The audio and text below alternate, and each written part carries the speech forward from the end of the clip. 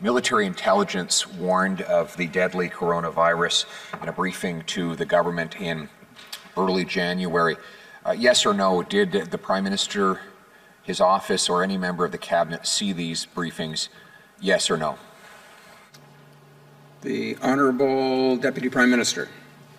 Mr. Speaker, Canada, as a member of the Five Eyes, as a member of NATO, as a member of NORAD, a close intelligence partner with all of those allies, very much including the United States, is privy to a great deal of intelligence. Of course, the global pandemic is an issue which has concerned our intelligence agencies and those of our partners, so we have been in close communication with them.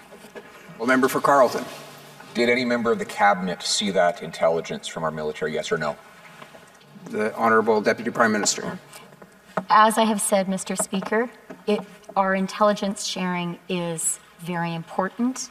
Our intelligence sharing with our allies during this global pandemic, which poses particularly security challenges, has been, I would say, very energetic, and we continue to work with.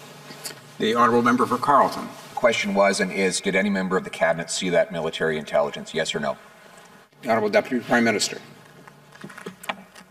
Mr. Speaker, part of the basis on which we are able to work closely with our partners, including when it comes to sharing intelligence, is sharing with Canadians only what we are able to do. For Carleton. We know that the intelligence exists, and we know that the military warned the government of the dangers of the coronavirus in early January. After January 22nd, how many people did this government allow into Canada from the Hubei province, the province from which the virus originated? How many? Honourable Deputy Prime Minister. Mr. Speaker, when it comes to border controls, our government is very aware of the importance of ensuring that people coming into the country today are subject to mandatory quarantine. That quarantine is being enforced. That includes Canadians and non-Canadians. As Canadians know as well, there are strict limits today on anyone who is not Canadian entering the country. Member for Carleton.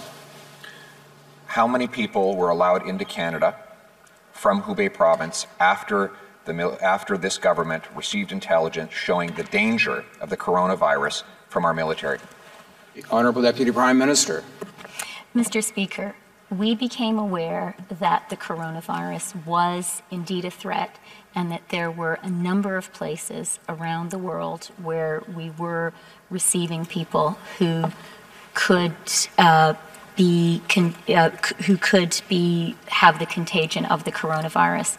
That is why at the border we were very clear about giving clear instructions about the need for self-isolation.